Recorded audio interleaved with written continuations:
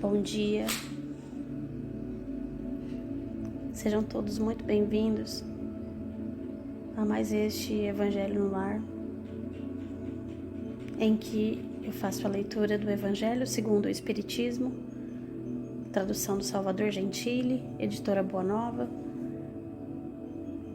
uma leitura interpretativa, uma interpretação feita por mim aqui no meu lar e que é complementada por você aí do outro lado deste vídeo.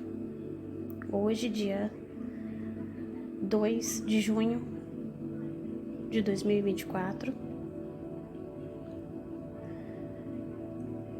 Em primeiro lugar, agradecemos a oportunidade de estar aqui falando sobre o Evangelho, sobre o Espiritismo, a luz do mundo, sobre tudo o que possivelmente pode tornar a nossa semana mais alegre, mais confiante, mais feliz, próspera e amorosa.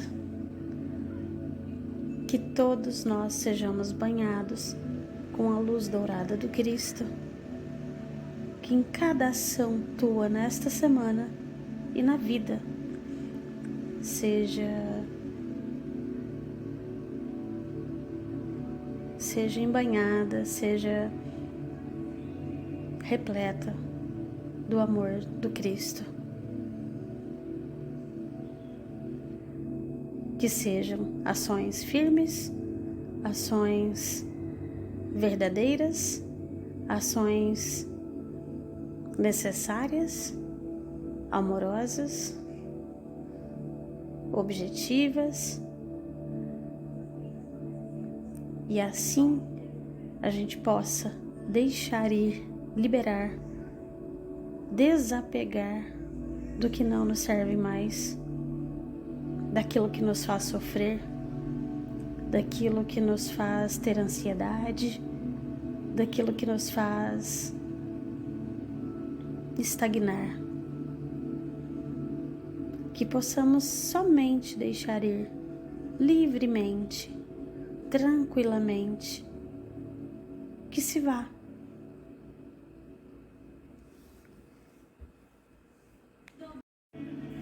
E assim, dando início então à leitura de hoje, é o capítulo 4. Ninguém pode ver o reino de Deus se não nascer de novo. Neste capítulo estamos falando da reencarnação. Já lemos 13 itens, hoje é o item 14º. E aos poucos ele vai destrinchando esse assunto no capítulo, né? Que é o assunto da reencarnação, de modo que ele vem meio que provando pra gente que o Cristo já tratou desse assunto. Quando ele fala que João Batista era Elias, Elias era João Batista, depois ele vem dizendo aqui em outros momentos que nós já conversamos, que fica explícito que Jesus falou da reencarnação. E no item 14, ele fala assim, o Evangelho: mas quando o homem está morto uma vez, que seu corpo separado de seu espírito está consumido, em que se torna ele? Em que se torna o espírito, né? O homem, estando morto uma vez, poderia bem reviver de novo? Então, aqui existe a pergunta explícita, né? Morto uma vez, se o corpo é separado do espírito, em que se torna o espírito, né? O homem, estando morto uma vez, ele poderia reviver de novo? Nessa guerra em que me encontro todos os dias da minha vida, espero que minha transformação chegue. Job, capítulo 14, versículos 10 a 14. Tradução de Le Maistre de Sessi. Quando o homem morre, perde toda a sua força e expira. Depois, onde ele está? Se o homem morre, reviverá? Esperarei todos os dias do meu combate até que me chegue alguma transformação. Idem ao item anterior, né, que nós lemos, só que agora é da tradução protestante de Osterwald. Uma outra pergunta, a versão da igreja grega. Quando o homem está morto, ele vive sempre. Terminando os dias de minha existência terrestre, esperarei, porque a ela voltarei de novo. Então, idem aos itens anteriores, né? Afirmando aí o reviver do espírito, né? Aí no item 15, então, são todas perguntas que têm a mesma essência, né? Perguntando para nós, morto uma vez, é possível reviver, né? E o que acontece com o meu espírito depois que eu morro? Aí no item 15 fala assim, o princípio da pluralidade das existências está claramente expresso nas 3 versões. Realmente, as 3 perguntas que nós lemos falam do reviver do espírito, né? Da reencarnação. E veja que é uma versão, tradução Le Maistre de Sacy, depois tradução protestante e depois uma versão da igreja grega. Então são versões de crenças diferentes, né? Em que se fala do mesmo assunto, da reencarnação. Então aqui está afirmando a mesma coisa, né? Lá, não se pode supor que Job tenha querido falar da regeneração pela água do batismo, que certamente ele nem conhecia. O homem, estando morto uma vez, poderia reviver de novo? É isso que ele fala, né? A ideia de morrer uma vez e reviver implica na de morrer e de reviver várias vezes. A versão da igreja grega é ainda mais explícita, se isso é possível, porque fala assim, abro aspas, terminando os dias da minha existência terrestre, esperarei, porque a ela eu retornarei. Então ele afirma que vai voltar à Terra, né? É uma afirmação, quer dizer, eu retornarei à existência terrestre. Isso é tão claro como se alguém dissesse, eu saio da minha casa, mas a ela eu retornarei. Então são afirmações, né? Questionamentos, mas também afirmações de que há efetivamente o retorno do espírito à Terra. Se morre, mas se vive de novo. A existência de várias encarnações. Abro aspas. Nessa guerra em que me encontro todos os dias da minha vida, espero que minha transformação chegue. Então Job evidentemente quer falar da luta que sustenta contra as misérias da vida. Ele espera a sua transformação, quer dizer, ele se resigna. Na versão grega diz assim, eu esperarei. Parece antes se aplicar à nova existência. Quando minha existência terrestre se findar, eu esperarei, porque a ela eu retornarei. Então, quando a minha existência na Terra acabar, eu espero. Eu espero onde? No reino dos céus. E eu espero que o meu retorno para a Terra.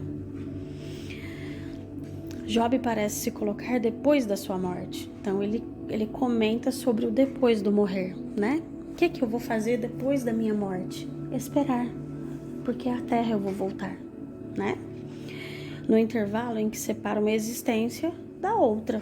Então ele fala desse interim, desse intervalo entre o morrer, o desencarnar e o reencarnar, né?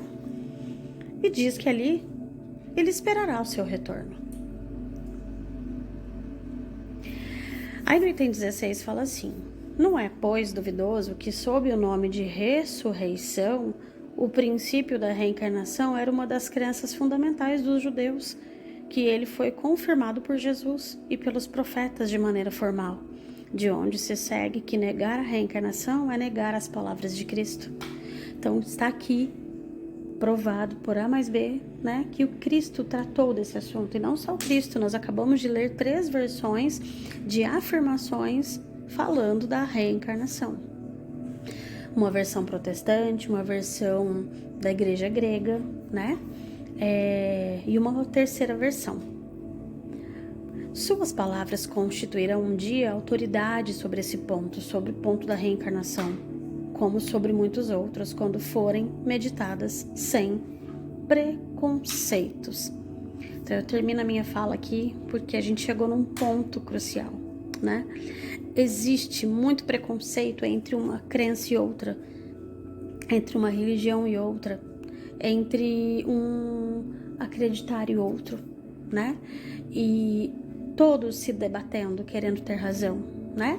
Um de um lado, uma religião dizendo que não existe vida depois da morte, que morreu acaba, né?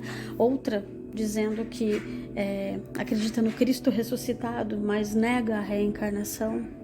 Então nós estamos aqui lendo provas contundentes, provas inegáveis de que o Cristo viveu a reencarnação, de que o Cristo disse sobre a reencarnação, de que ele pregou essa ideia. E não só ele, tanto que outras pessoas, né, em diferentes âmbitos da religião, falaram sobre esse assunto. Então, é inegável. Aqui no item 16 fala para nós, negar a reencarnação é negar as palavras de Cristo. Então, o que precisa acabar? O preconceito. Então, existe muito preconceito. Tem gente que fala, não acredito em reencarnação, não. Acha até que a gente tá ficando maluco, né? Então, quando o preconceito acabar, as ideias serão difundidas de forma mais clara, objetiva e mais livre para o entendimento. Esse foi o ensinamento de hoje. Eu gostaria muito de agradecer de vocês estarem comigo todo domingo. Se uma pessoa ouvir essas palavras e entrar no seu coração, se entrou no teu coração, eu já fico grata, porque já não está mais só comigo as palavras que eu li aqui, que nós lemos hoje. Essa energia benevolente, ela foi partilhada, ela não ficou só comigo. Então eu agradeço. Finalizando o evangelho de hoje, então, eu peço que você pegue o seu copo com água, sua jarra, sua garrafinha que você vai beber durante a semana.